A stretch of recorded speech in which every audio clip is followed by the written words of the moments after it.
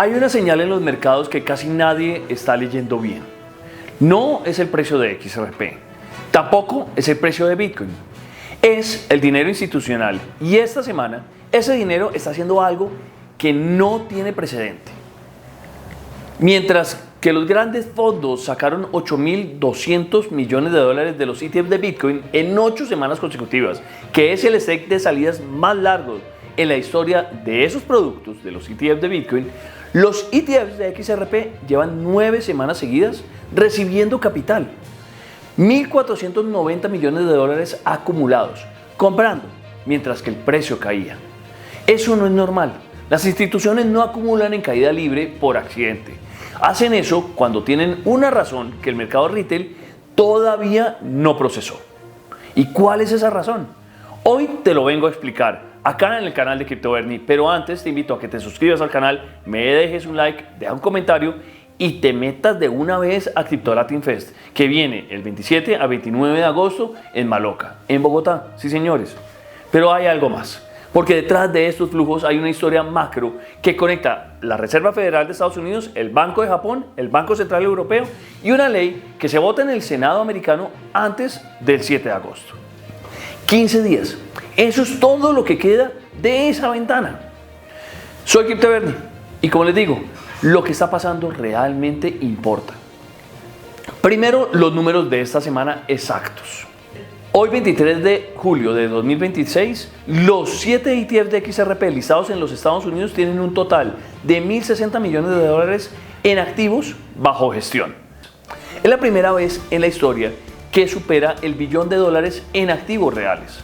El total de inflows acumulados desde el lanzamiento en noviembre pasado, 1.490 millones de dólares que entran a los ETFs de XRP. Esta semana, el lunes 20 de julio, Bitwise ingresó 2.490.000 dólares y al día siguiente Franklin Templeton agregó 5.660.000 dólares. Fue el único fondo con movimiento ese día, pero lo sumó. Y desde el 9 de julio no ha habido ni un solo día de salidas netas en el complejo de los ETFs de XRP. Ahora, el dato que quiero que proceses bien, porque es importante para no llevarse sorpresas. El ritmo está bajando. El pico fue mayo, con 131 millones en un solo mes. Junio bajó a 59 millones.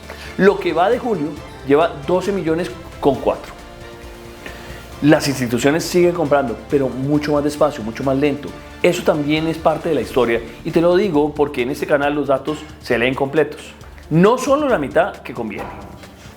Ahora, el otro lado de la historia, el otro lado, que no podemos esconder. Mayo de 2026, 2.430 millones de dólares salieron de los ETFs de Bitcoin en un mes. Junio lo superó, 4.510 millones. El peor mes registrado desde el lanzamiento de los ETFs de Bitcoin. ¿Qué está pasando? En total, en 8 semanas consecutivas salieron 8.200 millones de dólares. Nunca antes los ETFs de Bitcoin habían tenido más de 5 semanas seguidas de salidas, de outflows.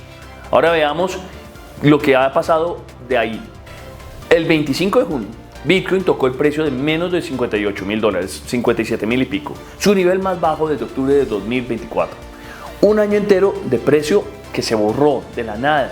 La semana pasada rebotó 5 días consecutivos de inflows, 727 millones en ese periodo. BlackRock lideró con 204 millones. Pero el balance del año sigue siendo negativo, 5.000 millones en salidas netas desde enero. La pregunta que importa no es si Bitcoin rebotó, la pregunta es por qué las instituciones salieron de Bitcoin y no de XRP durante ese mismo periodo. Y la respuesta está en 3 bancos centrales.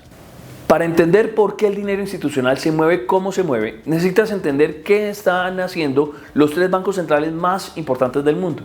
Porque lo que te vengo a contar no es casualidad. Primero, el mercado entró a 2026 esperando que la Reserva Federal siguiera bajando las tasas, pero eso no ocurrió. Kevin Warsh, que es el nuevo presidente de la Fed, que reemplazó a Jerome Powell en mayo, mantiene las tasas en 3.65% y con un tono hawkish muy claro. El IPC de mayo llegó a 4.2%, el de junio a 3.5%. El de mayo fue el nivel más alto en 3 años. Eso quiere decir que la inflación ha seguido viva. Hoy el mercado de futuros dice que hay 0% de probabilidad de recorte en la reunión de la próxima semana. Cero. El Bank of America proyecta 3 alzas más antes de fin de año. O sea, lo que estaban esperando de bajada de tasas se fue para el otro lado. Está subiendo. Cuando las tasas suben, los activos de riesgo caen. Hay más miedo. Bitcoin es el activo de riesgo más grande y más líquido del cripto. Es el primero en salir cuando el miedo entra. Y normalmente él jala todas las demás. Pero en este caso está haciendo algo diferente. Ahora, este es el factor más subestimado, este que les traigo. Y es el más peligroso. Durante años los inversores hacían esto, tomaban prestado yenes a tasa casi cero y compraban activos de mayor rendimiento en el resto del mundo, acciones americanas, bonos y cripto. Eso, lo que se llama, es un carry trade del yen. El tamaño estimado de ese trade es más o menos entre 500 mil millones y 4 billones de dólares en posiciones abiertas, y esas todavía están abiertas ahora mismo. El Banco de Japón lleva subiendo tasas desde 2024 y esta semana la tasa llegó al 1%, el nivel más alto en Japón desde 1995. Y Bloomberg reportó que el Banco Central de Japón está abierto a subir más rápido porque el yen lo ve débil, cerca de 163 por dólar. ¿Está generando inflación importada? Sí, y está llevándose toda la plata al interior de Japón.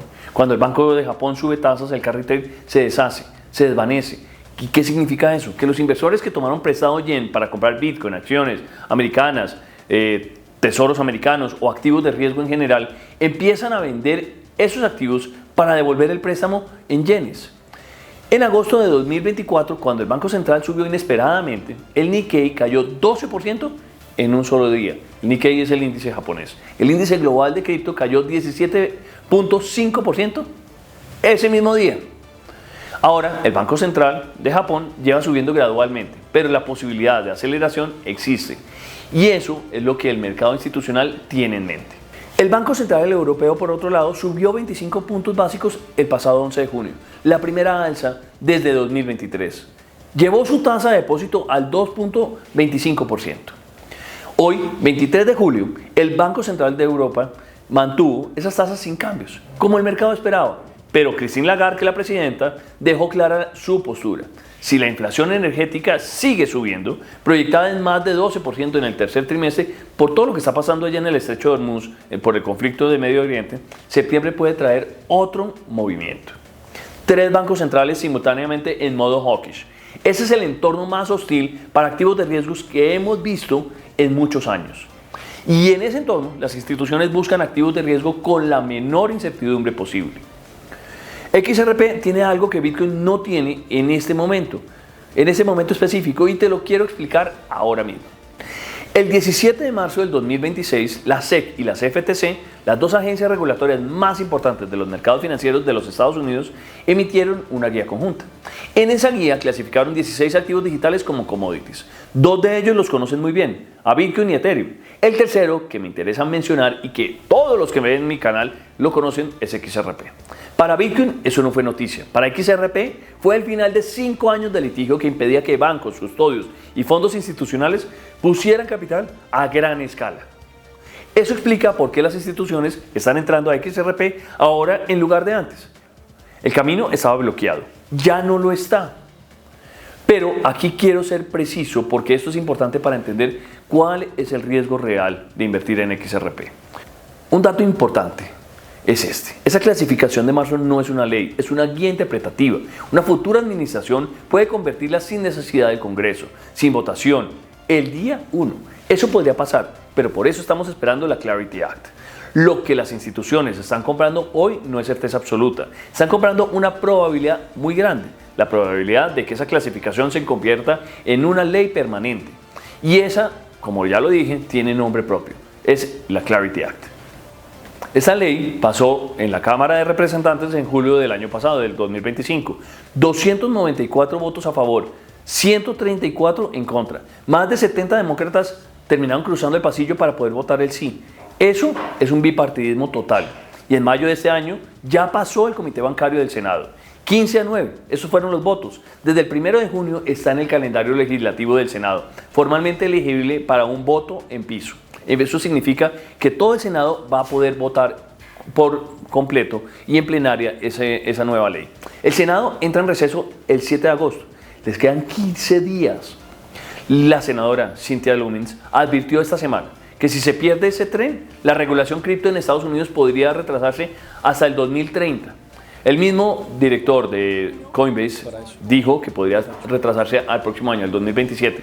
Yo creo que va a ser mortal si no pasa. ¿Y cuál es el obstáculo? Político, nada más que político. Los demócratas quieren que el presidente revele sus ganancias personales en cripto. Hoy, 23 de julio, es la fecha límite que pidió la senadora Warren. Los republicanos quieren separar esa discusión del proyecto de ley. Ese impasse es lo que tiene el proyecto completamente atascado.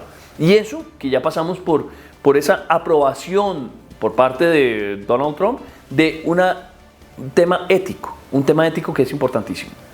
Polymarket, el mercado de predicciones más seguido en cripto, le pone 43% de probabilidad de que pase y se ha firmado este año el Clarity Act. 43%, no es seguro, pero no es inevitable. Lo que sí está claro es lo que pasaría si pasa. Standard Chartered proyecta entre 4.000 millones y 8.000 millones de dólares adicionales en inflows a los ETF de XRP, solo para XRP. Y lo que pasa, si no pasa, es que la clasificación de XRP como commodity sigue siendo un papel administrativo revocable. Sin la ley, sin la certeza permanente, el capital institucional que está esperando al margen, como el de BlackRock, que todavía no ha presentado su solicitud de XRP ETFs, sigue esperando. Ellos seguirán esperando.